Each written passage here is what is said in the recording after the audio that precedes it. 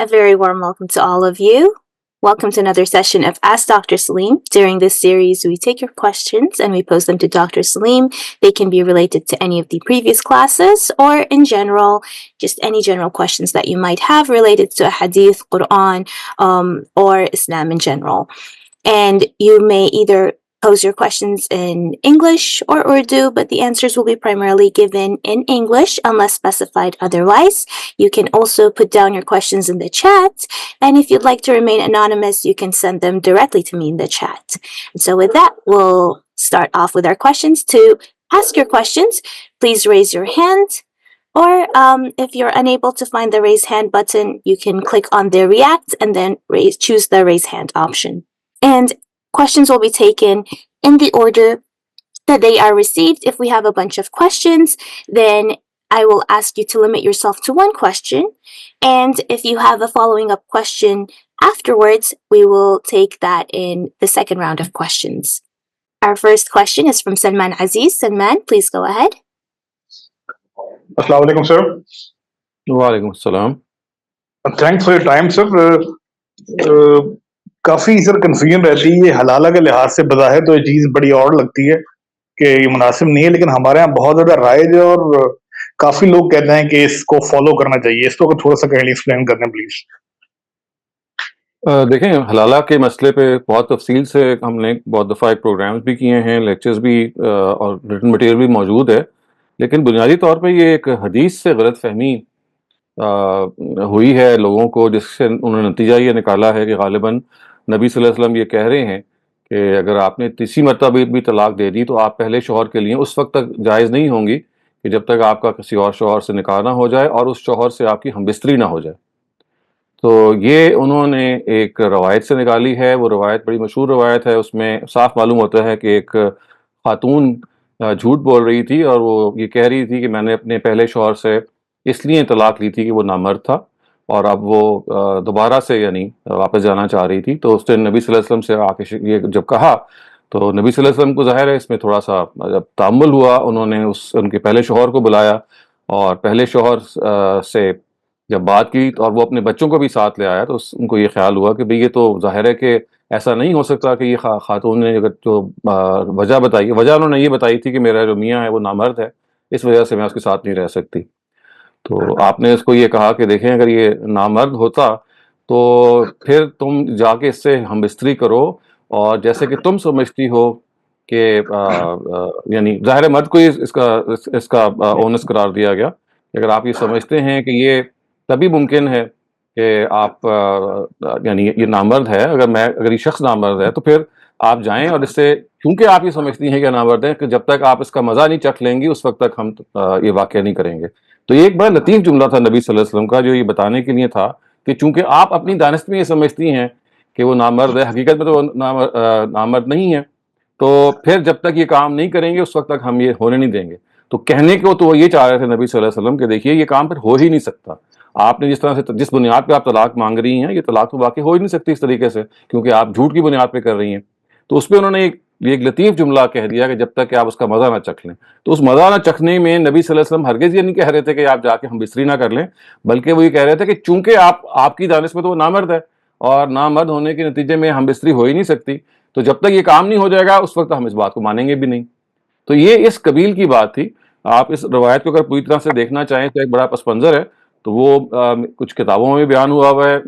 میری جو کتاب ہے مسکنسیپشنز اباؤٹ ویمن ان اسلام, اس میں بھی وہ موجود ہے, تفصیل سے آپ اس کو دیکھ سکتے ہیں. تو وہ روایت کا ایک خاص پس منظر ہے.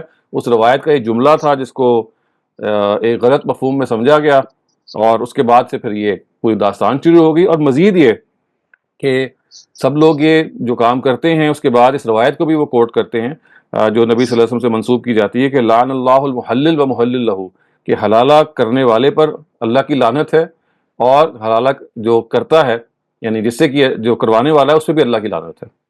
تو یہ روایت وہ کوٹ کرتے ہیں اور اس کے بعد بھی باوجود یہ کام کرتے ہیں. اور یہ بات اب اتنی بڑھ گئی ہے کہ اگر آپ برطانیہ میں چلے جائیں تو وہاں باقاعدہ طور پہ حلالہ سینٹرز موجود ہیں, اور بھی ممالک میں موجود ہیں, جس کا مطلب یہ ہوتا ہے کہ اگر آپ نے طلاق دے کے واپس جانا ہے تو یہ پلان طریقے سے وہ ایک نکاح کرواتے ہیں, جس کے نتیجے میں ایک رات وہ ایک صاحب کے پاس رہتی ہیں جن کو وہ حلالہ مولوی کہتے ہیں, وہ ان سے ہم بستری کرتا ہے, اس کے پیسے وصول کرتا ہے اس انڈرسٹینڈنگ پہ کہ میں صبح آپ کو طلاق دے دوں گا تاکہ آپ اپنے پہلے شوہر کے لیے جائز ہو سکیں. تو یہ ایک بہت بڑا شریعت کے ساتھ مذاق ہے, اور اس مطلب بہت جسے کہتے ہیں نا کہ ایک شیمفل چیز ہے, ایک شرمناک چیز ہے, لیکن یہ بہت ہمارے یہاں کامن ہے. ہر ملک میں جہاں جہاں بھی آپ دیکھیں گے حالہ سینٹرز کھلے ہوئے ہیں, اور یہ بالکل ایک پروسٹیٹیوشن کی طرح کی چیز ہے, اور اس سے بھی زیادہ ایک ایسی کبھی چیز ہے کہ جس کا ہمارے دین میں کوئی تصور موجود نہیں ہے, لیکن جتنا ہم اس سے بعید ہیں انفارچونیٹلی اتنی ہی ہمارے ہاں پریکٹس ہو رہی ہے. Thank you very much, Dr. Saleem. Riaz, please go ahead. Assalamu alaikum, Dr. Sahab. جی وعلیکم السلام. Dr. Sahab, is the trading the cryptocurrency allowed in Islam like the other currencies? Well, I mean, there are a lot of concerns about cryptocurrency these days. So I think that if you look at some of the aspects of cryptocurrency, unless, I mean, you intentionally start misusing some of the options that you have, it doesn't seem to be anything which is against Islam at the moment. I mean, you can always misuse even things which are perfectly legal and lawful, even in stocks and even in things that are perfectly legal. But if that is not something that happens with cryptocurrency, you do not do it intentionally, then in normal situations, I mean, in normal sort of trading, it seems to be fine. Does not conflict with any Islamic principle. What about the leveraging? Some people use in So the that is one area. That is one area which is a point of concern, and that is why if this leveraging is something that can be checked or be cautiously used. Oh, okay, thank you. Thank you very much, Dr. Saleem. We have a question in the chat that asks, جس طرح حدیث میں ذکر ہے کہ کوئی شخص اس وقت تک مؤمن نہیں ہو سکتا جب میں اس کے جان سے محبوب نہ ہو جاؤں، اور اللہ اور رسول صلی اللہ علیہ وسلم کی محبت کا تقاضا بھی یہ ہے کہ ان کی پیروی کی جائے، تو اگر میں کوئی گناہ کر دیتا ہوں یا اپنے نفس کی پیروی کر دیتا ہوں تو کیا میں مومن نہیں رہا؟ کیا میں اپنے جان کی محبت اللہ سے اوپر لے گیا؟ اگر آپ پلیز اس کا جواب اردو میں دے سکیں. دیکھیں یہاں جو حدیث میں بات ہوئی ہے یہ حقیقت ایمان کی طرف اس کا طرف اشارہ ہے کہ حقیقی مومن انسان نہیں ہو سکتا کہ جب تک وہ اللہ تعالیٰ سے یا نبی صلی اللہ علیہ وسلم سے یہ رابطہ نہ رکھے یا یہ جذبہ ان کے ساتھ نہ رکھے. تو کبھی کبھی انسان سے جب کوئی اس کی خلاف ورزی ہو جاتی ہے تو وہ تو ہر انسان سے ہو جاتی ہے، تو اس خلاف ورزی کے بعد اگر فوراً انسان رجوع کر لیتا ہے، اپنی غلطی کا احساس کر لیتا ہے، توبہ کر کے اس کا عہد کرتا ہے کہ وہ دوبارہ نہیں کرے گا، تو ایک مرتبہ پھر اس سے تجدید ہو جاتی ہے ایمان کی اور وہ واپس آ جاتا ہے. اصل چیز ہے اس کا احساس ہونا، اس کو ریئلائز کر لینا. اگر آپ ریئلائز کر کے فوراً پلٹتے ہیں، رجوع کرتے ہیں، اللہ کے پاس واپس آتے ہیں، تو آپ کے وہی سٹیٹس بحال کر دیا جاتا ہے. لیکن اگر آپ اس پہ اصرار کرتے ہیں یا نیگلیجنٹ ہوتے ہیں یا نظر انداز کرتے ہیں تو پھر ظاہر ہے وہ ایمان کی جو کیفیت ہے، کیونکہ یہاں پہ اصل میں کوئی قانونی ایمان مراد نہیں ہے بلکہ ایمان کی جو حقیقت ہے، اس کی جو حلاوت ہے وہ مراد ہے، اس کی جو ایک سویٹنس ہے، یعنی ہوتا ہے نا کہ ایک حرارت ہے، ایک اس کا ایک خاص رخ ہوتا ہے، وہ اس سے آپ محروم ہو جاتے ہیں.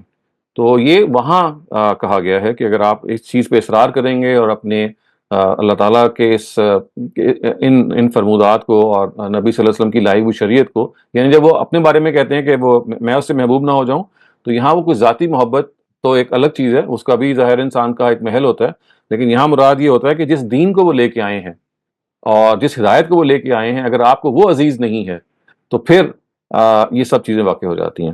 تو وہ جیسے میں نے کہا کہ اگر کسی وقت بریچ ہو جائے، کسی وقت اگر آپ سے غلطی ہو جائے تو پلٹنا چاہیے، اور امید ہے انشاءاللہ اس کے نتیجے میں یہ جو پرابلم پیدا ہوئی ہے ٹھیک ہو جائے گی. Thank you very much, Dr. Saleem. Akram Batisa, please go ahead. Assalamu alaikum, Maryam. Assalamu alaikum, sir. وعلیکم السلام. Sir, my question is about the inner marriages, interfaith marriages. We live in a society with multiple religions, and our children, we have now Islamic school up to high school level. But after that, they go to colleges and they go to universities where there's a co-education. So now the lot of I'm talking about on the basis of true happenings that kids are getting married in other societies. Boys mostly they're getting married to the white woman, and then our they live two problems. One, our girls are sitting home. A lot of girls are past their marriage age, and they're sitting home, and they cannot find the proper choice. And then some the parents, when they insist, no, we cannot allow you to marry unless they embrace Islam. So what happens is the boys they come say, okay, well, I'll read the kalma. So the niqab can't come. They just utter it, and I could tell the man could not pronounce even the words right.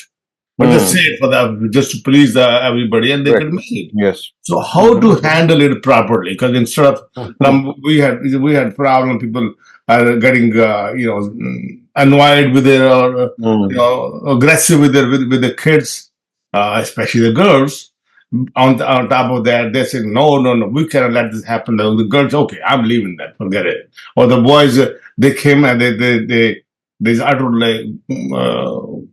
Nikah, you could tell they were just saying it.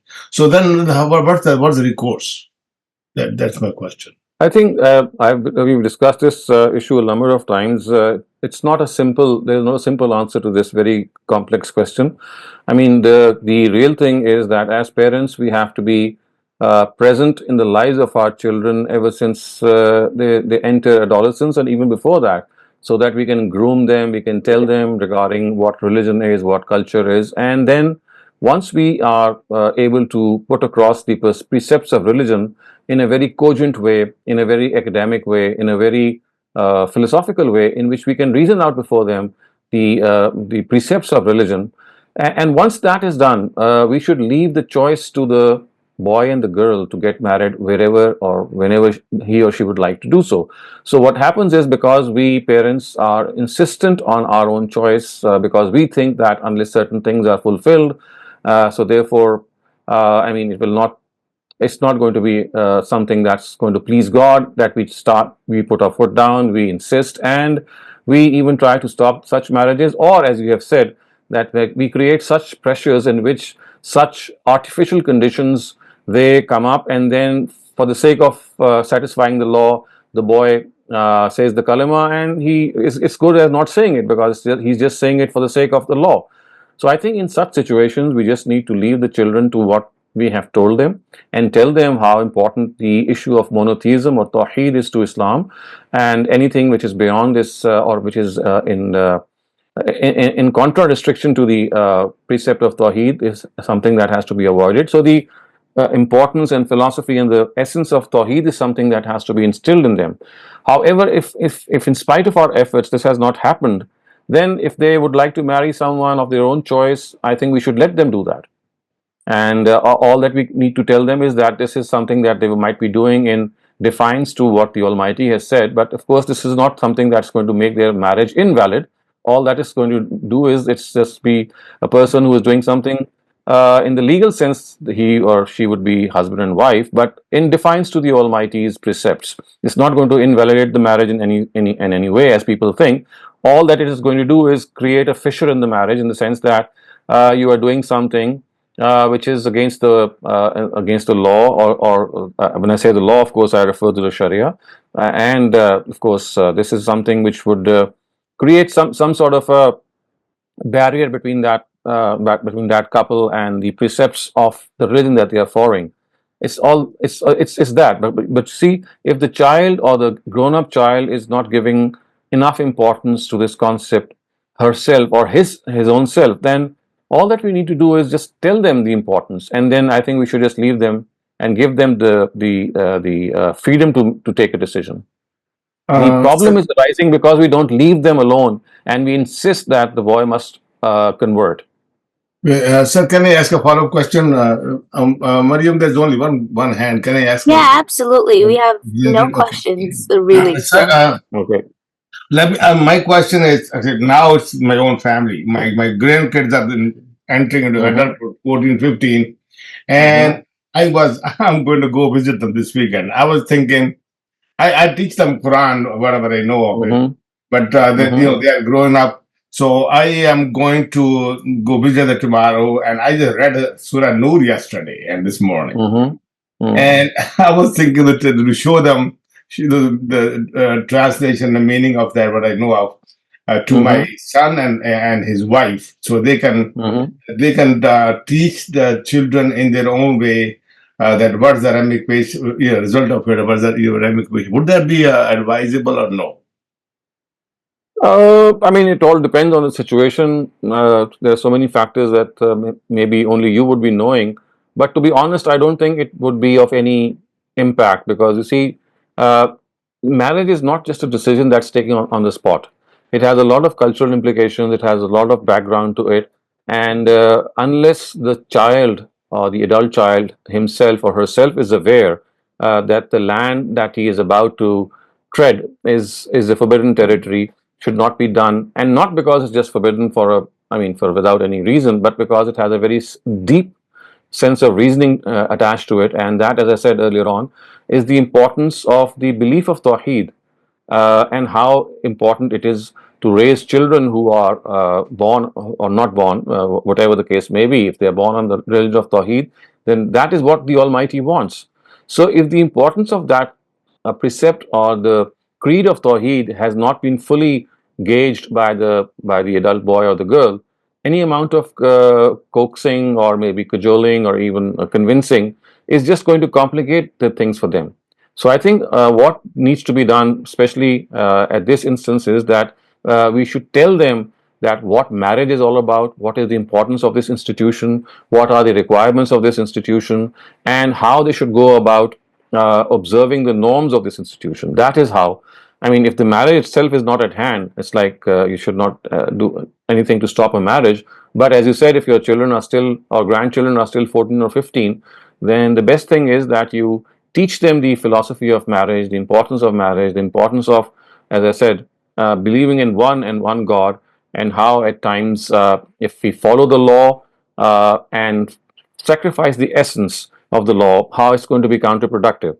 So it's like a broad-based package of teaching that I think should be done, and then just leave the decision to your adult children. I want to curb them from dating. That's what my Yes, I understand that. I mean, this is the wish of every grandparent, every parent, that they are deeply attached to God, and they have this feeling that they are not doing something which is against this concept of Tawheed. But you see, all that we can do is try our best.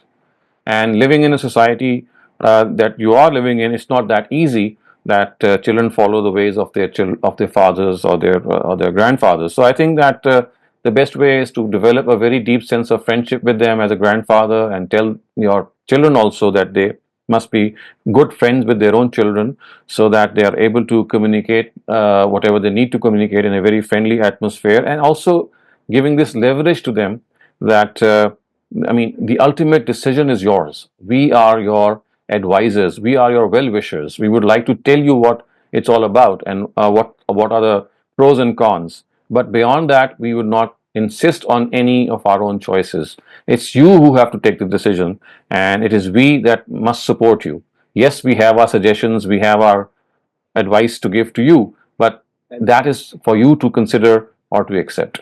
We would not insist. Okay, let's hope for the best. Thank you very much, Jazakallah. Very much, Dr. Saleem. Our next question asks that the person has bought fish oil from Costco and a few other supplements for their health, and the friend discouraged their use due to bovine gelatin that's present in them. What's your take on this? So you see, gelatin, if it has changed its chemical composition, which it normally does, it no longer remains that the original gelatin that we're supposed to abstain from. So I don't think that there is any problem with that. One thing.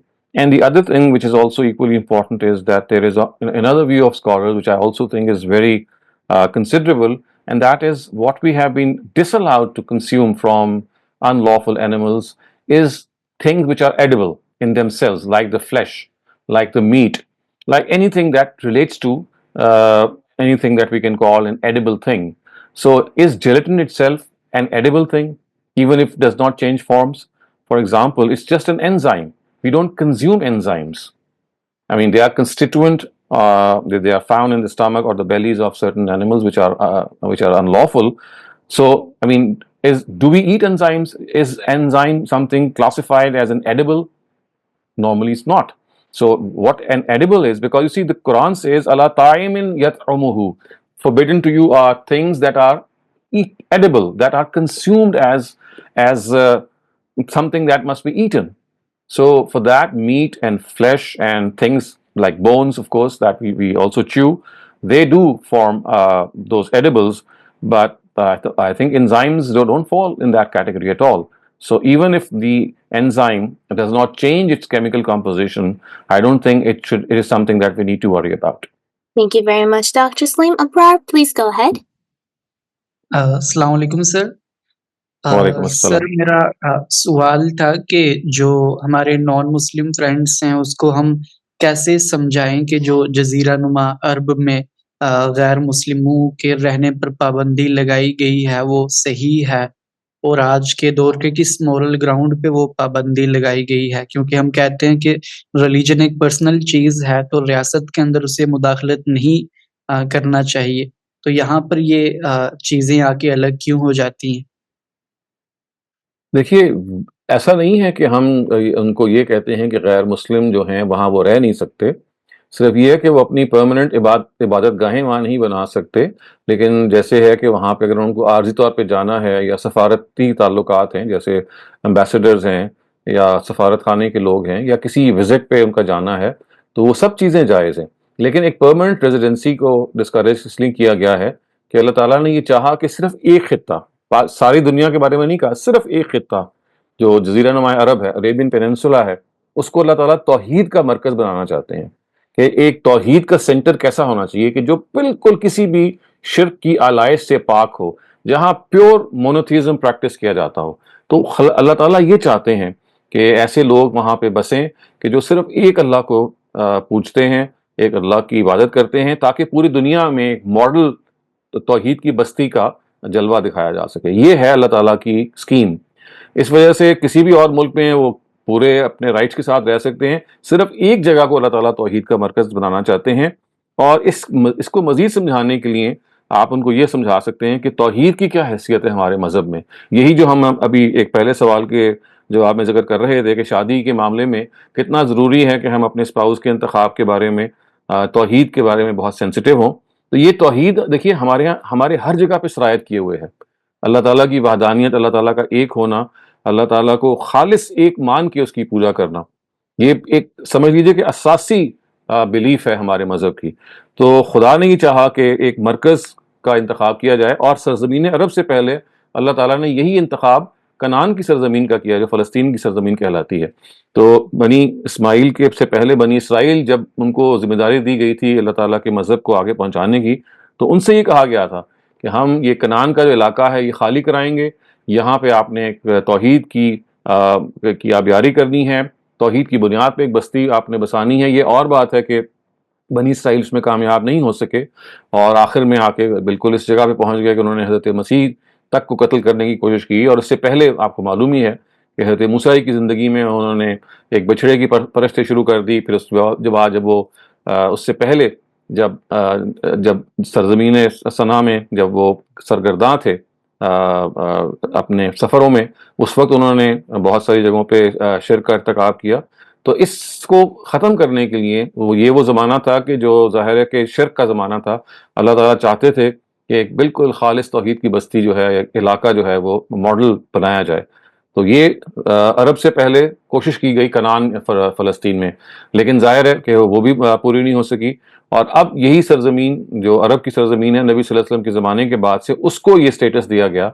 और खुद कुरान मजीद ने भी ये कहा और नबी सल्लल्लाहु अलैहि वसल्लम ने भी ये कहा कि ला यज्तमिउ फ़ीहि दीनान, कि यहाँ इस सरज़मीन में कोई दो दीन जमा नहीं हो सकते, कोई और दीन जमा नहीं हो सकता इस्लाम के दीन के साथ, ताकि इसकी जो वो मरकज़ी तौहीद की हैसियत है वो बरकरार रहे। तो आप ये बस उनको समझाएं।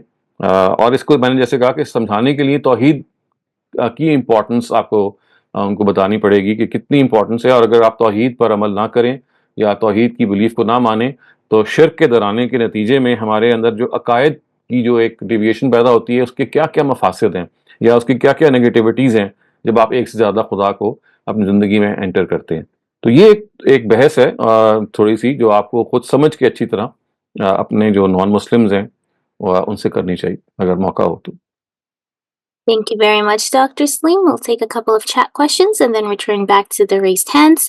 First one asks, does Islam have any fixed amount regarding meher?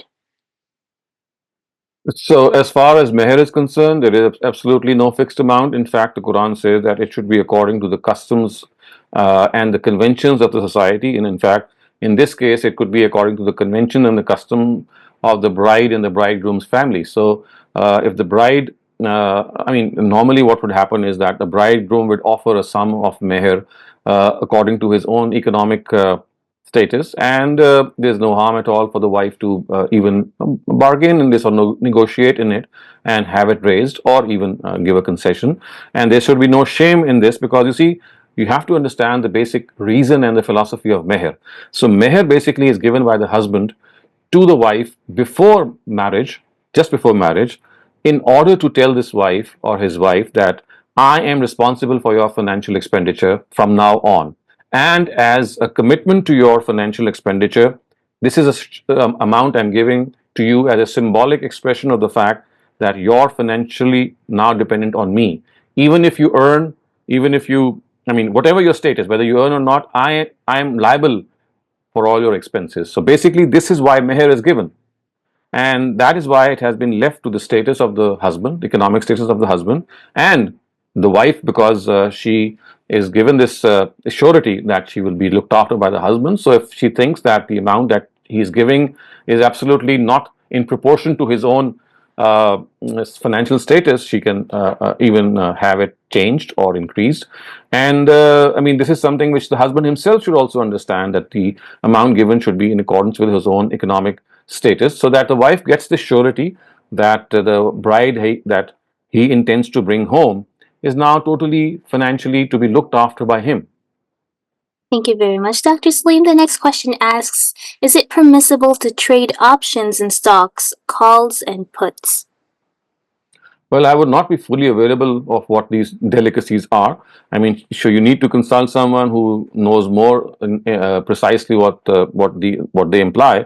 But what I can say is that in stocks, generally, unless you indulge in forward trading and derivatives, to be precise, there seems to be absolutely nothing to worry about. Only when you indulge in forward trading, in which you are selling your shares and selling it. You're just doing it and multiplying that selling without even transferring the shares to the first party. You sell it off in a future way. It is here that a lot of times problems result, so that should be avoided. Other than that, normal stock trading does not bear any label of prohibition. But the specifics that you're asking about need to be consulted from someone who knows what they stand for. Thank you very much. The last chat question before we move on to the hand question asks, is it okay to wish Happy Easter to our Christian friends? So you would know that, of course, Easter is the day that they celebrate for the crucifixion of Jesus, and in fact, it is the day on which he was raised from the dead. So Good Friday is the day when he was crucified, and the third day, which is Sunday, which is celebrated as Easter, is the day that he was supposed to have been raised from the dead. So, this is the belief of Easter. So it all depends what you mean by wishing Easter to your Christian friends. If your belief is that whatever you think is good, is right for them. If they think that it is right and you're wishing them, okay, that is fine. But I think a more appropriate way would be that if you would like to wish them Easter, the intention on your part is that, of course, you do not agree with the philosophy of Easter, because that actually signifies that Jesus was raised from the dead. But all that you're wishing them is as if you're telling them that whatever you're selected yourself as a ceremony, maybe, or something that you would love to celebrate. So we are your well-wishers as Muslims in that. I think so if that is the intention, then yes, maybe that can be done. Thank you very much. Salman Aziz, please go ahead. तो just follow up, ये हलाला के बारे में sir आपने कहा अभी कि नबी सल्लल्लाहु अलैहि वसल्लम ने भी इससे बाद में एक हदीस है कि लानत फरमाई है करवाने वाले पे। तो सर मैं जानना चाह रहा था कि ये उसी वक्त कंफ्यूजन पैदा हो गई थी कि मतलब नबी सल्लल्लाहु अलैहि वसल्लम के सामने कि लोगों के लिए No, क्लियर नहीं हो रहा था कि this हलाला is क्या much है सर ये, और this is a much later addition by our Hanafi jurists. It was not there in the time of the Prophet. So this is a much later addition. I'm not saying it's of a recent origin, but it was after a couple of centuries from when the Prophet passed away. So this is basically something that you'll find in the Hanafi fiqh. Thank you very much, Dr. Saleem. iPhone Adi, please go ahead. अस्सलाम वालेकुम doctor Shahzad. Doctor Right. Shahzad, मैंने आपका जो thesis है PhD का वो book पे मैं उसको पढ़ रहा हूँ। I mean 1150 pages. So मैं थोड़ा सा कभी कभार कंफ्यूज हो रहा हूँ। Will I be able to ask you some questions regarding that, or this is not the forum for that? नहीं आप पूछ सकते हैं। Okay, so आप जो objective में लिखते हैं, the third flaw is that the reading of the Quran transmitted by tentative zanni means have been regarded acceptable along with the transmitted by certain qat'i means. So are you saying कि ये दोनों acceptable थे, or they were equated as having equal weight when transferring of the Quran, or editing or printing of the Quran was concerned? So what I'm saying is that there is only one legitimate acceptable reading, which is the mutawatir reading. Right. However, unfortunately, the reading with several readings which are not mutawatir and they occupy the status of ahad, they were given the same status as the mutawatir reading erroneously. So I am just trying to point out the flaw that Okay. instead of thinking that these are ahad, these are isolate reports, they cannot be at all regarded to be mutawatir. So erroneously they were given, while knowing that of course they are not mutawatir, in spite of knowing this, they were erroneously equated with the mutawatir reading. So that is a basic flaw that I was trying to point out at that occasion. Okay, all right. Thank you, sir. Will it be okay if I have any questions later on because I've been at it for a while now. I read the abridged version, but I don't think it was like that helpful. I mean, this forum is set up every month. In fact, we have question and answer sessions every week on other occasions also. So you're welcome to ask these questions. Okay, all right. Okay, thank you. Because I was just thinking just a little bit more technical, so maybe the rest of the audience probably don't appreciate. So okay, I will. Thank you. Yeah, okay. And a reminder for the remainder of the sessions throughout the month will be given at the end of this session, so stay tuned for that. Akram Bhatti, please go ahead. Yes, sir. My question is about the ayah where Quran says Hazrat Muhammad Sallallahu Alaihi Wasallam Musa. So I have my own understanding, but I want to hear it from you to clarify my mind. Those 2-3 points that he was equated to the Musa Islam. So what are the points in your mind? My point is that one that Hazrat Muhammad Sallallahu he was not he was migrated to other places like other Anbiya Karam who did not have a place to go. They were raised up yes. to. So this is one fundamental thing. Yes. That both these messengers of God, they were given a place to migrate, and they went there, and from there they launched their future mission, so to speak. So this was a chance that was not given or available to many other prophets of God, because they migrated, and whatever befell their nation was through natural disasters. Second thing was that Hazrat Musa Islam's nation or Ummah and Muhammad Ummah at that time, they bore the azab of Allah Ta'ala by the companions of Muhammad in his life. Because, Jang Badr and whatever happened after the Musa Islam, after he came back from the Torah. And third one, which I'm doubtful of, that Hazrat Muhammad was also given the sovereignty. Did Musa Islam also got a sovereignty? Yes. course, he was, because the Israelites, their inhabitations were destroyed by the natural calamities, and the Pharaoh was destroyed by being drowned in the sea. So the same He happened. never became a king. Musa never became a king or by Well, sovereign. that doesn't. No, that doesn't matter. I mean, the thing is that his people who did not accept him, they were destroyed, and this destruction itself makes it very clear that this is one form of humiliation of the immediate followers of an adversaries of a Rasul. So that humiliation itself is something which validates that Moses or Hazrat Musa was on the right, or was on the correct path. So that itself is something which is what the Quran says, that the messengers will always prevail over their followers who are their enemies. So it's like prevailing on them because those followers were destroyed. Merely being destroyed is also sufficient. There was a doubt in my mind. Thank you very much for anything else. I don't And know. one more important thing is, of course, the most important was that the way Moses was given the Sharia, Prophet Muhammad was given a Sharia. So we know that Jesus, who came after him, he was a messenger. So, but he was required to follow the same Sharia as Prophet Moses. So the Bani Israel, of course, the most prominent prophet amongst the Bani Israel was Moses, peace be upon him, and so to him was revealed the Torah. So the next important book of Sharia that was revealed was to Prophet Muhammad. So this is a very telling similarity between the two, that both are Sharia, independent Sharia bearers. Yes, of course. Thank you very much, sir. Jazakallah khair. Anything else? I don't know. These are the most important things that we have just discussed. Okay, thank you, sir. Thank you very much. Jazakallah khair. Thank you very much. Riaz, please go ahead. Dr. My question is about the taqwa. I mean, it says, فَالْهَمَهَا فُجُورَهَا وَتَقْوَاهَا. Right. It seems, I mean, that the non-Muslims have the taqwa also.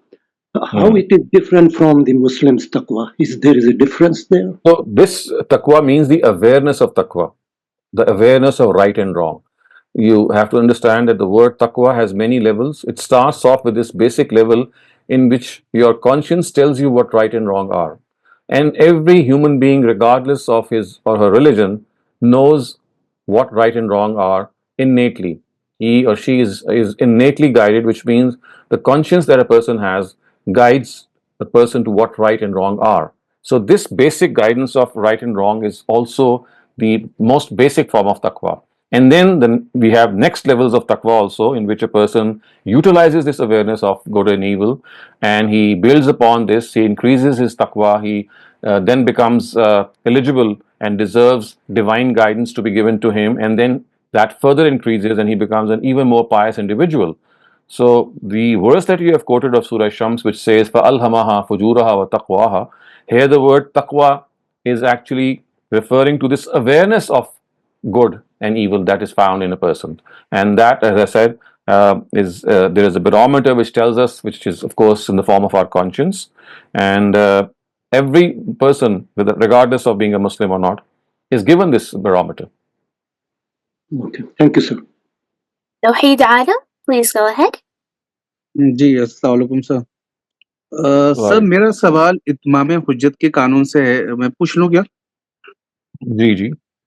हाँ, इत्माम अभी आपने जैसे मूसा अलैहिस्सलाम के बारे में बताया कि उन पे अजाब आ गया, लेकिन जो अजाब हम देखते हैं वो बस फिरौन का जो लश्कर है जो दरियाए नील में गर्क हो गया, पूरी कौम के अजाब के बारे में हमें ऐसी कोई मतलब इंफॉर्मेशन कुरान से नहीं मिलती।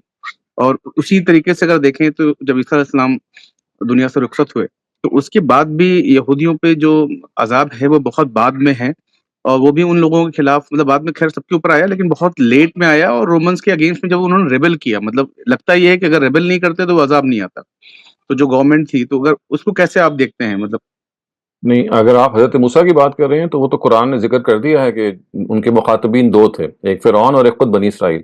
फिरौन के तो बारे में मालूम है कि वो गर्क हो गया, और बनी इसराइल के अजाब के बारे में तो एक जगह पर जिक्र है कि उनको भी उसी तरह की तबाही आई और उनको वो तबाह कर दिया गया, उनमें से वो लोग कि जिन्होंने हजरत मूसा का इनकार किया था।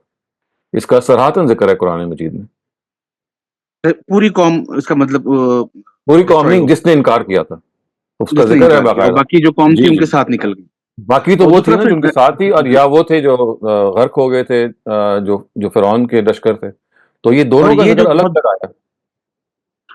ٹھیک ہے. اور پھر ایسے اگر عیسی علیہ السلام کے حوالے سے دیکھیں تو یہ عذاب بھی بہت لیٹ آ رہا ہے، وہ بھی ایک ریبل اگر وہ کر رہے ہیں حکومت نہیں، کے حضرت عیسیٰ اگینسٹ کا میں. بھی فوراً آ گیا تھا. اگر آپ دیکھیں جو ٹائٹس رومن ایمپرر تھے، انہوں نے 10 سال کے اندر اندر حملہ کر کے بیت 70 AD المقدس کی. کو ہم لوگ دیکھتے ہیں، آئی تھنک 70 سال تو جی، لگے، 70-80 70 سال. سال تھا. اور جی. حضرت مسیح کے بارے میں معلوم ہے کہ وہ 55 اور 60 کے درمیان رخصت ہوئے ہیں. یہ ایک غلط اچھا. کیلکولیشن بتاتے ہیں کہ وہ 33 سال کے تھے یا 35 سال کے تھے. اس پہ تفصیل سے اوکے. ہم نے ایک جب روایت پہ گفتگو کی تھی اور بنی اسرائیل کے بارے میں کی تھی، تو اس میں یہ تفصیل سے بتائی تھی کہ کیسے تورات سے خود واضح ہو جاتا ہے حضرت مسیح کے بارے میں، اور انجیل سے واضح ہو جاتا ہے کہ ان کی وفات کے وقت وہ 50 سال سے اوپر تھے. ٹھیک ہے. ٹھیک، شکریہ بہت بہت، جزاک اللہ. Thank you very much. Shabnam, please go ahead, and then we'll move on to chat questions. جی سر، وہ مجھے بیت المقدس کے بارے میں پوچھنا تھا کہ پروفیٹ صلی اللہ علیہ وسلم کو شروع میں جب وہ آئے ہیں مدینہ ہجرت کر کے، تو اس کی طرف رخ کر کے نماز پڑھنے کا حکم دیا گیا. تو سر جی یہ ہاں. کامن کانسیپٹ ہے ہمارے ہاں کہ وہ جیوز کا بھی قبلہ تھا، تو ان کو اس وجہ سے بھی. اور دوسرے یہ سر کہ اب مجھے معلوم تھا لیکن مجھے اب somehow نہیں میں ریکال کر پا رہی کہ اگر یہ صحیح نہیں تھا یا اگر ہے بھی صحیح، تو اس کے علاوہ بیت المقدس کی جیوز اور کرسچنز دونوں کے لیے کیا امپورٹنس ہے؟ آپ آج کل کی بات کر رہی ہیں یا اس زمانے کی بات کر رہی ہیں؟ سر اس زمانے کی بھی بات کر رہی ہوں، لیکن اگر وہ جیوز کا پہلا فرسٹ قبلہ نہیں تھا تو یہ پھر کیونکہ ان کا وہ صندوق بھی تھا نا جس کو اللہ تعالیٰ نے کہا تھا کہ آپ اس کو اس کی طرف وہ کر نہیں، کے وہ نماز دیکھیں، پڑھو. وہ جو صندوق کا معاملہ تھا اور اس سے پہلے یہ معاملہ تھا کہ حضرت موسیٰ کے گھر کو قبلہ قرار دیا گیا تھا. تو جی وہ سر. تو پرانی بات تھی نا، جب کہ یہ بیت المقدس کی تعمیر نہیں ہوئی تھی. جب تعمیر رائٹ ہو سر. گئی حضرت سلیمان کے زمانے میں، حضرت داؤد کے زمانے میں، تو پھر وہ قبلہ قرار دے دیا گیا. تو یہ رائٹ آپ کو سر. پوری ہسٹری ٹریس کرنی پڑے گی حضرت موسیٰ سے رائٹ. لے کے جو حضرت جی سلیمان تک سر. کا دور ہے. شروع میں انہوں نے کہا کہ جی. اتخذوا بیوتکم قبلہ، آپ اپنے گھروں کو قبلہ بنائیے، جس کا مطلب تھا کہ حضرت رائٹ. موسیٰ حضرت ہارون کا جو گھر تھا ان کو جی ٹھیک. قبلہ قرار دیا گیا. پھر وہ جو تابوت تھا، جہاں جہاں وہ تابوت جاتا، تابوت سکینہ کہتے ہیں اس کو، وہ جی. حیثیت دے دی گئی. اور پھر حضرت جی. سلیمان کے زمانے میں آ کے آپ کو معلوم ہے کہ بیت المقدس جو ہے اس کو تعمیر کر لیا گیا، اور اس رائٹ کی سر. حیثیت ظاہر قبلہ کی تھی. اور اس کے بارے میں جی. جو ریسرچرز ہیں وہ یہ بتاتے ہیں کہ خود بیت المقدس جو ہے وہ بیت اللہ کی طرف پوائنٹ کرتا تھا. Right sir. اور تو سر تو کرسچنز کے لیے ان کے وہ ہاں تو کیسے یہ امپورٹنٹ؟ معاملہ یہ ہے کہ ان کے ہاں جو چرچ آف دا ہولی سپلکرل ہے، ایک بہت فیمس چرچ ہے، جہاں ان کا خیال ہے حضرت عیسیٰ جب دنیا سے اٹھائے گئے تو اس مقام پہ انہوں نے چرچ ایک بنائی ہے. تو وہ اسی علاقے میں، فلسطین کے علاقے ہی میں ہے، اور وہ اس کے بہت قریب ہے. تو اس وجہ سے ان کے ہاں بیت المقدس کی اتنی وہ حیثیت نہیں ہے جتنی فلسطین کی حیثیت ہے. تو یہ جو 1948 میں جب یونائٹڈ نیشنز نے یہ فیصلہ دیا تھا کہ یہ چونکہ تینوں مذاہب کے لیے فلسطین کا علاقہ اہمیت کا حامل ہے، مسلمانوں کے لیے بھی، عیسائیوں کے لیے بھی، یا جوز کے لیے، اسی وجہ سے قرار دیا گیا کہ ان کے ہاں وہ بیت المقدس ہے. مسلمانوں کے ہاں ظاہر ہے جن کا یہ ہے کہ حضرت عمر کے زمانے کے بعد وہ فتح ہو گیا تھا، وہ ان کے قبضے میں آ گیا تھا، اور بیت المقدس بھی ان کا اب انہی کی، حالانکہ ظاہر ہے وہ تو وہاں پہ موجود نہیں ہے. لیکن عبد الملک بن مروان نے جب وہ مسجد تعمیر کی، جس کو اب مسجد اقصیٰ کہتے ہیں، چونکہ وہ وہاں موجود ہے.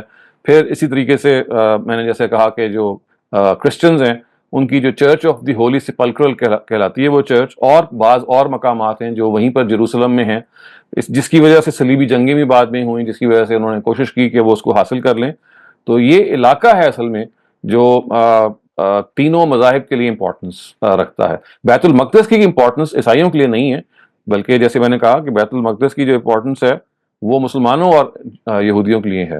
اور وہ اس لیے ہے کہ رائٹ سر. یہودی تو وہاں پہ وہ تیسرا ٹیمپل بنانا چاہتے ہیں، اور مسلمانوں کا یہ کہ سمجھتے ہیں کہ جو مسجد اقصیٰ ہے وہ وہاں موجود ہے. جو عیسائی ہیں ان کی جو چرچ آف دا ہولی سپلکرل ہے وہ ہٹ کے ہے ادھر سے، لیکن وہ بہرحال ہے اسی علاقے میں. تو اس وجہ سے یہ تینوں مذاہب جو ہیں وہ ان کے لیے یہ مقام اہم ہے. اور جو اقوام متحدہ ہے 1948 میں انہوں نے یہ کہا کہ ہم اس کو انٹرنیشنل سٹی آف جیروسلم قرار دے دیتے ہیں، اور یہ یونائٹڈ نیشنز کے اہتمام میں رہے گی، اور तीनों जो मज़ाहिब हैं उनको मौका दिया जाएगा कि चूंकि तीनों की इबादत गाहें यहाँ पे हैं कि वो इसको बारी बारी इस्तेमाल कर सकें या रह सकें। तो ये उसकी हिस्ट्री है, यानी बैतुल मक़दिस का एक मखसूस की हैसियत है, और फ़लस्तीन की सरजमीन की, या यूँ समझ लें इस वक्त जो जहाँ पे इज़राइल है उस सरजमीन की क्या हैसियत है, वो तीनों मज़ाहिब के लिए अहम है। Right, sir. Thank you so much. Thank you very much, Dr. Saleem. We're kind of running short on time, so we'll take a couple of chat questions and then return to the raised hands. This question asks, what's your thought about Prophet Moses being mentioned more than any other prophet in the Quran, 136 times? So I think that the reason being that his very, very uncanny similarity with Prophet Muhammad himself. The Quran itself has referred to this similarity, and one of the esteemed participants here also referred to it. The Quran says in Surah Muzammil, "Inna arsalna ilaykum rasula kama arsalna ila Fir'auna rasula." Then the Quraysh are being told that we have sent to you a messenger, just like we sent a messenger to the Pharaoh, referring to Moses. And one of the greatest similarities, of course, between the two being the fact that the Torah and the Quran, they are the two primary books giving the Sharia and the whole code of life to their followers. And if you look at the Torah, you'll find how the whole law of God has been codified in it. Even the Psalms and the Gospel, they are subservient to the Torah, because you must have heard of this, that Prophet Jesus has said that I have not come to revoke the Torah, but to complete it. And to give it some of its things that God wanted me to give, like the wisdom part. So the most important being that because Moses was a prophet who had been given the Sharia. We don't know the Sharia before Prophet Moses. The details have not been preserved, although we find sketches of them in the book of Genesis, which is of course more of a historical book. But if you look at the Torah, which is basically the book of Deuteronomy, which is the fifth book of the Pentateuch, you'll find how the law has been codified, and that is that very strong similarity which Prophet Moses has with the Quran. Thank you very much, Dr. Saleem. The next question asks, on one hand, the Quran says not to cut off relationships, but there is a gist of one hadith that says that a mu'min is not bitten twice by the same snake. So what kind of relationship do we maintain with a relative who has made their bad intentions very obvious? Maintain a safe distance. It doesn't mean that you cut yourself off. Just be very careful. I mean, to be careful or being careful is one thing, and to just, ostracizing that relative or not meeting that relative or just cutting off relations is another thing. Just be more careful. Thank you very much. Ahmed, please go ahead. अस्सलाम वालेकुम sir ये जो अभी सवाल था उसमें relative की बजाय अगर फ्रेंड हो तो उसके बारे में भी बता दीजिए। और मैं आपसे पूछना चाह रहा था, जो मीज़ान के लेक्चर्स गामदी साहब ने जो गालिबन 2002 या 3 उसमें दिए हैं, उसमें मैं जानना चाह रहा था कि आपका क्या एक्सपीरियंस था, क्योंकि वो मैंने शायद ही कुरान मजीद में जो उसमें डिस्कस हुई हैं आयात, शायद ही उससे बेहतर कहीं लेक्चर सुने हों। और दूसरा ये भी कि सर क्या आप भी मीज़ान को पढ़ाएंगे? आपकी कुछ वीडियोस तो मैंने देखी हैं उस पर, लेकिन शुरू से क्या आप भी उसको कभी पढ़ाएंगे या पढ़ाई? Thank you.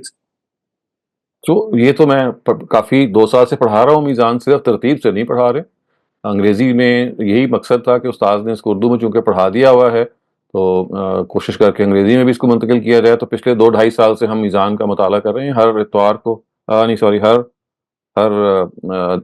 सैटरडे के दिन, थर्ड और फोर्थ वीक में ये हो रहा है। आप उसको देख सकते हैं। और जी, जो मीज़ान के लेक्चर्स थे 2003-4 में, हम लोग उसमें मेरे और मेरे कुछ और क्लास फेलोज शरीक रहे हैं। वो बहुत ही गैर मामूली एक्सपीरियंस था, क्योंकि वो एक लाइव डिस्कशन होती थी और वो बहुत स्लो थी, इसलिए आपने देखा होगा कि वो 200 क्लासेस हुई हैं उसकी तकरीबन, और वो भी उसमें सारी मीज़ान कंप्लीट नहीं हुई थी, कुछ उसके हिस्से रह भी गए थे जो बाद में पब्लिश हुए थे। तो वो एक लाइव डिस्कशन थी, उसमें बहुत सारा ऑडियंस होता था, और कुछ तालिब इल्म थे हम, मेरे और मेरे क्लास फेलोज की तरह के, हम लोग आगे बैठ के फिर डिस्कशन करते थे और सवालात करते थे। और वो एक बहुत यूनिक तजुर्बा था, एक यूनिक एक्सपीरियंस था कि आप एक टीचर से एक डिस्कशन कर रहे हैं उन मौज़ूआत पे कि जो उनमें से बहुत सारे वो मौज़ूआत थे जो जहनों में रहे, और उनके ऊपर उनकी जो सवाल हैं उनमें हमारी जहनों में ग्रह रहीं, बहुत सारी ग्रे एरियाज थे। تو ایک اچھا ڈائلاگ رہا اور اس ڈائلاگ میں ہمیشہ سیکھا اور ہمیشہ اس کی ایک اچھی یاد ہی ہے. اب 20-22 سال گزر گئے ہیں لیکن اس کی اچھی یادیں موجود ہیں. آپ کا پہلا سوال میرے ذہن سے نکل گیا. جی سر، اگر ریلیٹیو کی جگہ وہ فرینڈ ہو تو ان سے تعلق ہاں کیا تو وہ توڑا جائے؟ تب بھی یہی ہوگا کہ آپ زیادہ محتاط ہو جائیں. اگر آپ کو کسی دوست کی طرف سے کوئی زیادتی ہوئی ہے تو دوستی کو ختم نہ کریں، بس احتیاط زیادہ کر لیں. Thank you G very much. شکریہ. Mansoor Ahmed, please go ahead. السلام علیکم سر. میرا سوال ہے، ابھی ریسنٹلی مولانا وحید الدین خان صاحب کی ایک ویڈیو GCIL سے اپلوڈ ہوئی ہے اسی کانٹیکس میں. اس میں انہوں نے سورہ مائدہ کی ورس 21 میں سے ایک جو ہے جز انہوں نے نقل کیا. اس میں یہ تھا کہ اس مقدس سرزمین میں داخل ہو جاؤ، اللہ نے تمہارے لیے یہ لکھ دیا ہے. تو یہ جو اللہ تعالیٰ نے جو انہیں معزول کر دیا تھا بنی اسرائیل کو، کیا وہ چیز مولانا نے اس میں محو کر دی؟ اور مجھے اس میں ضمناً طور پہ یہ بھی بتا دیں کہ فلسطین کے اوپر آپ نے ابھی ریسنٹلی بات کی ابھی، تو اس کی جو پوزیشن ہے فلسطین کی پورے ارض کی، وہ پوزیشن پولیٹیکلی اور ریلیجیسلی دونوں اسپیکٹس میں کس کی ہے؟ یہ دیکھیں، یہ دونوں باتیں آپ نے ملا دی ہیں. وہ جو انہوں نے کہا یا قوم ادخلوا الارض المقدسۃ التی کتب اللہ لکم، یہ حضرت موسیٰ کو کہا گیا تھا. اور وہ جو ان کی حیثیت ختم کی گئی تھی وہ تو حضرت عیسیٰ کے زمانے میں آ کے ختم کی تھی، جب ان کو قتل کرنے کا انہوں نے منصوبہ بنایا، قتل کرنے کی کوشش کی. تو یہ تو ظاہر ہے کہ 1000 سال سے زیادہ کا فاصلہ ہے. جو جب ان کو داخلے کے لیے کہا گیا تھا اس وقت حضرت موسیٰ کا زمانہ تھا، جب ان کو معزول کیا گیا اس وقت حضرت عیسیٰ کا زمانہ تھا. اور یہ کس میں جو ترتیب ہے وہ وہی ہے جو میں نے ابھی تھوڑی دیر پہلے آپ کو تفصیل سے بات بتائی کہ بنی اسماعیل کو اور بنی اسرائیل کو دونوں کو 2 مرکز دیے گئے. اور ایک کو سرزمین کنعان کہتے تھے، بائبل میں جو ذکر آتا ہے، جو یہی علاقہ ہے فلسطین کا. اور بنی اسماعیل کو جو سرزمین دی گئی وہ سرزمین عرب ہے. ان دونوں کو یہ بتایا گیا کہ انہیں توحید کا مرکز بنانا ہے. توحید کے مرکز کی یہ حیثیت جیسے ہی بنی اسرائیل نے حضرت عیسیٰ کو قتل کرنے کی کوشش کی تو وہ ختم کر دی گئی تھی. ظاہر ہے وہ جو اللہ تعالیٰ چاہ رہے تھے اس طرح سے ہوا نہیں، اور معزول کر کے اس حیثیت کو ختم کر کے وہی حیثیت پھر جزیرہ نما عرب کو دے دی گئی کہ اب آپ نے اس جگہ کو توحید کا مرکز بنانا ہے. تو لہٰذا اس کو کسی بھی لحاظ سے آپ مذہبی یا سیاسی مذہبی طور پہ کسی کی ملکیت نہیں قرار دے سکتے. یہ یعنی خدا کا علاقہ تھا اس زمانے میں جو انہوں نے اپنی ایک منتخب امت کو دیا. اس امت نے اس کا حق نہیں ادا کیا تو وہ معزول کر دی گئی، تو وہ دینی حق تو ختم ہو گیا. اس کے بعد تو اب یہ دیکھنا چاہیے کہ ظاہر ہے اس وقت سے اب تک اگر آپ سرزمین فلسطین کی بات کر رہے ہیں کہ وہ کس کے قبضے میں رہی، کہاں سے ٹریول ہوتی ہوئی کس کے پاس آئی، اس میں ناجائز قبضہ اگر کسی نے کیا تو کیا کیا. اور یہ ایک بہت بڑی ظاہر ہے تقریباً 1500 سال کی پوری داستان ہے. اس میں صلیبی جنگیں بھی ہوئیں. اس کے اندر پھر ظاہر ہے کہ ایک وہ زمانہ آیا کہ خلافت کے دور میں یہ تحت رہی. پھر 1928 کے بعد یا یوں سمجھ لیجئے کہ پہلی جنگ عظیم ہی کے بعد یہ معاملہ شروع ہو گیا. اور پھر دوسری جنگ عظیم میں بھی اس کو تقویت ملی کہ جب اسرائیل کا جو ریاست ہے وہ قائم کی گئی باقاعدہ طور پہ ایک مینڈیٹ کے جس کو بیلفور ڈکلریشن کہتے ہیں. اس کے نتیجے میں پھر UN کا ایک فیصلہ آیا. تو یہ تو ایک تسلسل سے چلا آ رہا ہے. لیکن اس کی جو مذہبی حیثیت تھی وہ تو جیسے ہی انہوں نے حضرت مسیح کو قتل کیا اور بنی اسرائیل کو معزول کر دیا گیا وہاں ختم ہو جاتی ہے. Thank you very much for clarification sir.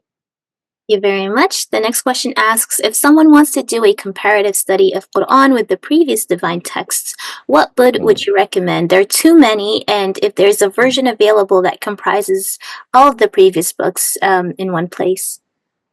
I think that the most I would say beneficial source that I have found is a book, is a tafsir of the Quran which is called Tafsir Majidi. It is a book authored by Maulana Abdul Majid Daryabadi. It's found in the English and the Urdu languages. Both are originals. Both have been authored by him. Very fine authorship. And you'll find this available in 4 volumes. Just type Tafsir of Abdul Majid Daryabadi or Tafsir Majidi. You'll get the English version. It has been published internationally also, I think. So if I don't know if you have the online version. Maybe you might be Yes, we having an do. online version now. Yes, Otherwise, we do. There's you can an just online version. I have it. This is an online okay. version. So that's a very good source for comparative study because Ustaz Abdul Majid Daryabadi had a very, very thorough knowledge of the previous scriptures. So he has been comparing the previous scriptures with the Quran, wherever you'll find a verse of the Torah or the Injil which says something similar to what the Quran says, he cites that in the tafsir part. Not only the Torah and the Injil, but Jewish history, Christian history, and other polemical works which are related to any textual part of the Quran. So he cites them in a very copious way, and I find it to be very useful. Thank you very much, Dr. Saleem. We have 5 minutes and 3 questions. I'd request the participants to please be very concise with their remaining questions. Shabnam, please go ahead. जी thank you sir अभी आपने हजरत ईसा का जिक्र करते हुए कहा कि वो इतनी एज उनकी थी ऑलमोस्ट और ये तौरा में भी होगा मौजूद है तो सर हजरत ईसा तो बाद में आए थे ना तौरा तो पहले रिवील होगी थी और सर बहुत दफा तौरा की वो बात करते हुए हम कहते हैं कि उनकी हिस्ट्री ज्यूस की उसमें मौजूद है तो सर तौरा तो पहले रिवील हो गई थी हिस्ट्री उसमें कैसे आ गई नहीं, वो जो मैंने बात कही थी वही थी कि हज़रत मसीह की जो उम्र है वो आप अगर न्यू टेस्टामेंट या इंजील पढ़ेंगे उसके बाद हिस्सों से मालूम हो जाता है कि उनकी उम्र वो नहीं है। तौरा की बात नहीं हो रही थी बल्कि इंजील की बात हो रही थी। और दूसरा ये कि हमारे यहाँ चूंकि ये जो बाइबल के नाम से किताब मिलती है ना, आप अगर आप इसको स्टडी करें तो वो उसके अंदर वो नाम उसका बाइबल है, लेकिन चूंकि बाइबल इंजील को भी कहते हैं तो इस वजह से बाज़ दफ़ा कन्फ्यूजन होती है कि जैसे हम एक डिवाइन किताब की बात करें, बाइबल असल में उस मजमूए को भी कहते हैं जो प्रीवियस स्क्रिप्चर्स को इकट्ठा जब छाप दिया गया है। तो उसमें अगर आप देखेंगे तो तारीख भी शामिल होगी भी है, न्यू टेस्टामेंट के अंदर भी, ओल्ड टेस्टामेंट के अंदर भी और बाकी किताबों के अंदर भी। और वो खुद उसका एक सेक्शन है जो बताता है कि ये किताबें ऐसी हैं जो हिस्टोरिकल या हिस्ट्री की हैं, जैसे जूइश हिस्ट्री की बाज़ किताबें हैं, क्रिश्चियन हिस्ट्री की बाज़ किताबें हैं। देखिए ना, जो खतूत हैं जो सेंट पॉल ने लिखे, या बुक ऑफ एक्ट्स है या बुक ऑफ जजेस है, जो अगर आप तौरात को पढ़ेंगे तो ये वो किताबें हैं जो बाद की हिस्ट्री बयान करती हैं, हज़रत मूसा की वफ़ात के बाद की हिस्ट्री को बयान करती हैं। तो वो आपको उसके जो कंटेंट्स पेज से आपको पता चल जाएगा।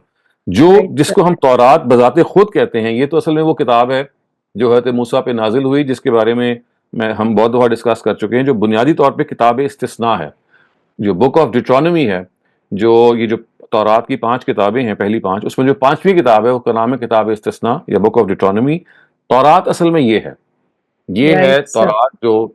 और इंजील के बारे में तो ये हम डिस्कस कर चुके हैं कि उसको कंपाइल होने का मौका नहीं मिला, कि जैसे कि कुरान या तौरात कंपाइल हो गए थे, तो उसके लिए जो फिर जो हमारे क्रिश्चियन मुफस्सिरीन ने काम किया, रेड लेटर बाइबल के नाम से एक बाइबल छापी है, जिसमें हज़रत मसीह के अल्फाज को उन्होंने लाल सुर्ख कर लीजिए के टाइप में नुमायां कर दिया, ताकि पता चले कि जो कुछ हज़रत मसीह ने कहा, जो खुदा की बुनियाद के बिहाफ पे कहा, वो ये है।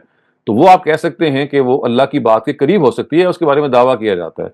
लेकिन अगर आप इंजील को खुद पढ़ेंगे तो आपको अंदाज़ा हो जाएगा कि उसके लिखने वाले तो हज़रत मसीह हो ही नहीं सकते, या वो खुदा की तरफ से हो नहीं सकती, क्योंकि वो एक शख्स है या एक से ज़्यादा अशखास हैं जो बयान कर रहे हैं कि हज़रत मसीह ने ये किया, वो यहाँ गए, यहाँ पैदा हुए, यहाँ उन्होंने मिनिस्ट्री की। सो ये डिस्टिंक्शन है, इसको आप ध्यान में रखिए। अगर आपने इंजील पढ़नी है तो आप रेड लेटर बाइबल पढ़ें, अगर आपने तौरात पढ़नी है तो आप जो 5वीं किताब है बुक ऑफ डिट्रोनमी उसको पढ़ें। Thank you very much, sir. Thank you very much, Dr. Saleem. We're 2 minutes away from our ending time, and we still have a couple of raised hands. Can we take both? Yes, please go ahead. Okay, so we have 2 iPhones. iPhone, that's just iPhone. Please go ahead. Assalamualaikum. Dr. Saab, my question is regarding Hassan Muslim's wafat. Do you agree with the fact that he died before reaching the promised land? And if that's the case, उससे हम क्या हिकमत ले सकते हैं? Because obviously उनके लोगों ने गफलत की होगी, लेकिन उनने तो नहीं की, उनकी तो बहुत अरसे की स्ट्रगल थी। So I'd appreciate your view on this. Whether he reached there, and if he didn't reach there, then Sam, what can we learn he from did not that? reach. He never entered the promised land, and I think it was more of a punishment not to Moses but to his people, that they could not enter under his leadership. So it was not his loss, because he had to, reach a particular age before that was decided by God, and after that he would be lifted from this planet Earth. So that natural age that was destined for him came before entering that land, and if anything, it could be taken as a punishment to his followers. Otherwise, had they obeyed, that generation, that of course expired during those travels, would have been able to enter with them. with him actually. So now this never happened, and the next generation entered, and without, of course, Moses himself. Thank you. Thank you very much. iPhone Ali, please go ahead. Yeah, Dr. Shehzad, मेरा ही सवाल था about the comparative books. The reason is कि वो मैं आपने पहले मुझे recommend किया था, and I've been following up on this. लेकिन डॉक्टर जो सॉरी दरियाबादी साहब जो हैं वो I think he cites the books. वो मतलब मुझे मतलब if I have to get to the original text, because as a reference तो मैं use कर सकता हूँ, लेकिन अगर मुझे वो text देखना हो तो is there one, because मैं थोड़ा सा confused जाता हूँ कि is it like I have to buy Old Testament versus New Testament separately, or is this in one book of Bible, और Psalms No, अगर देखनी हो तो वो कैसे? no, actually नहीं देखें, उन्होंने तो बहुत एक्सटेंसिवली कोट किया हुआ है. अगर आप उनकी किताब के शुरू में देखेंगे तो उन्होंने वो बुक की लिस्ट दी हुई है, उनकी एब्रीविएशन भी बताई हुई है. वो कोई 50-60 किताबें हैं जो जब उन्होंने इस किताब को लिखा, आज से 100 साल पुरानी वो बात है तकरीबन. उस वक्त तो ज़ाहिर है वो किताबें हार्ड कॉपीज में अवेलेबल थी. उनमें से ज्यूइश इंसाइक्लोपीडिया है, या क्रिश्चियन इंसाइक्लोपीडिया है, या कैथोलिक इंसाइक्लोपीडिया, कई ऐसी हैं जो छप के ऑनलाइन आ गई हैं और फ्रीली अवेलेबल हैं, और कुछ उस तरह से अवेलेबल नहीं है. So what I would suggest is कि आप उस किताब को जब पढ़ते हैं दरियाबादी साहब की, तो जो साइटेशन उन्होंने दी हुई हैं वो बिलमुम ठीक है, लेकिन अगर आप उन साइटेशंस को आप पढ़ना चाहते हैं उनकी ओरिजिनल बुक्स में, तो वो बुक्स के नाम आप गूगल स्कॉलर में लिख के तलाश करें. वो या वो शाया हो गई होंगी या वो ऑनलाइन अवेलेबल होंगी, और वो 50-60 बुक्स हैं, शायद इससे भी ज्यादा हैं, जो जहां से वो साइट करते हैं. Yeah, 67 books हैं वो उनकी, तो that's why I was getting confused कि अगर मुझे identify करना हो कि ये जो नहीं, वो they will be available, they need to be consulted separately, otherwise you can rely on his quotations. Okay. Thank you, sir. Thank you so much. Thank you very much. Really quick question, is Psalms also a book of God? Well, it is a book that was revealed to Prophet David, of course, and as such, it's a book of God, and no longer available in its original language. And so we have translations, and if you read through those translations, you'll find that they are basically hymns. They are hymns that are sung, that were in fact sung on the harp by Prophet David, and really very invigorating hymns. And yes, they are from God. And as I said, I mean earlier also, that when we say that they are from God, it only means that they are translations of what they must have been originally. Thank you very much, Dr. Saleem, for taking your time to answer our questions, and thank you very much to all the participants for coming through and sharing your thoughts and questions with us. We'll see you all tomorrow in another session of Textual Study of the Quran, and until then, Assalamu alaikum wa rahmatullahi wa barakatuh.